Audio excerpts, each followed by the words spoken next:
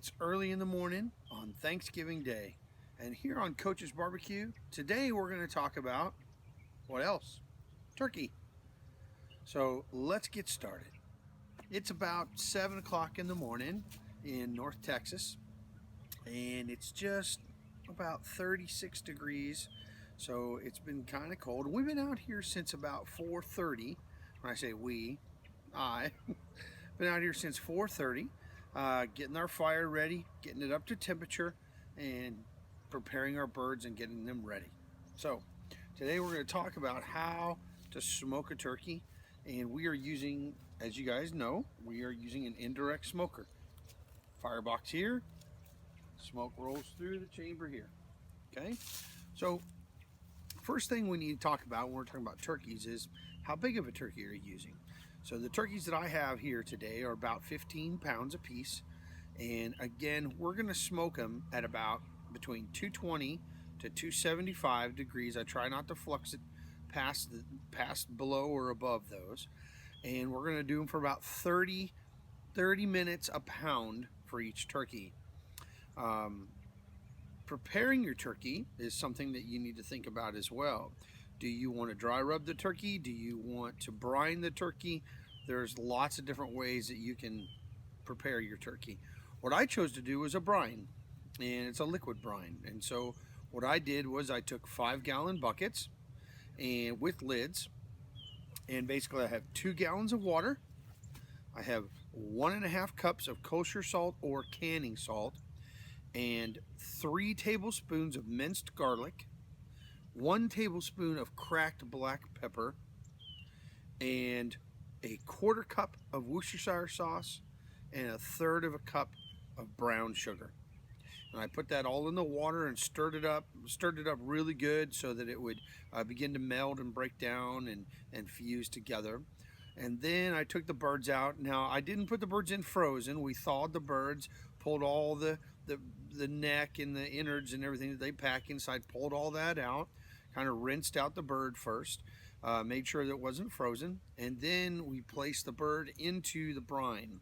So you push the bird all the way down into the brine, make sure that the brine gets inside the cavity. Sometimes you can lift the skin a little bit and put your fingers in and kind of make cavities underneath the skin so the brine can get in there as well if you'd like. Then we put about a half a bag of ice on top of each one, and then put the lid on the bucket, and we let that set for 12 to 24 hours. These I did for 12 hours, but you can do them up to 24. It doesn't seem to make a huge difference that amount of time, but so depending on how much time you have to prepare, you can decide how you want to do that. Okay, so again, indirect smoker, heat here, or fire here, that is, smoke and heat traveling through all the way to it. I'm using my trusty thermometer that we've been using for quite a while. I'm sitting at 259 on the front and 223 on the back. That's perfect, just where we need to be. So let's take a look at the turkeys and see how we're doing so far. Another thing that I always keep is my spritz, if you will, and this is just a regular old bottle. I label it so I don't put anything else in it. This is a half and half mixture of Worcestershire sauce and water. You can use whatever you want. You can use hot sauce, you can use Dr. Pepper, Coca-Cola, a mixture of cayenne, whatever you want to do, you can put it in there. This is basically just to keep it moist through the cooking process. So let me grab my camera. So as you can see, there's the transmitter, which is transmitting out the different temperatures to the receiver. Let's slide this guy open and see where we're at. Oh yeah, that's a pretty good turkey. So I'm going to spritz it just a little bit to keep it moist. Spritz the skin down. It's looking pretty good. Slide this back. You might hear the beeping in the background. That's letting me know what happened is that side of the chamber has dropped below 220, And once it does that, then the alarm goes off to let me know that it's gotten too low. Putting the lid back up will raise the temperature back up here in a minute. Now here's the front side bird. Let's take a look at the front side bird. It's slightly darker. Even though it's only just a few inches away, there can be quite a difference in temperature. That's something that you want to make sure you be aware of and take in consideration when you're cooking. You want to try to keep your temperatures as close to the same across your chamber as possible. There's a lot of different factors involved with that in trying to keep those temperatures the same. So work at those different situations and see what works best for you. Leakage is one thing that I have to be honest with you, have some issues with, is a leakage out of my box. I probably need to seal up some of these crevices. I get a lot of leakages around the top of the box, around the lid.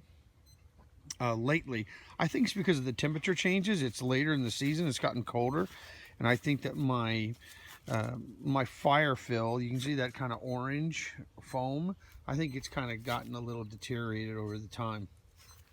So we're about an hour and a half in right now, and we've got a few more hours to go, and we'll be ready to spray the birds. I only open up that chamber about once an hour, about one time an hour, to get the moisture on there and check it. Now I do have a bowl of water that is in there as well. I don't know if I mentioned that earlier. I like to keep a bowl of water in there, so that in the chamber, which helps keep it moisturized, and so that the bird or any meat that you're doing won't dry out so much.